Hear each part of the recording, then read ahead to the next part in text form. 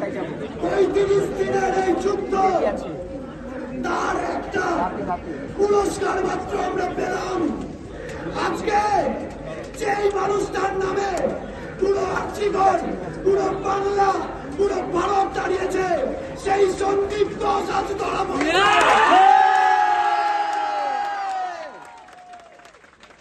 আমরা বারবার করে বলেছিলাম এই হচ্ছে সেই সন্দীপ ঘোষ যে হচ্ছে ট্রেড কালচারের মাথায় রয়েছে।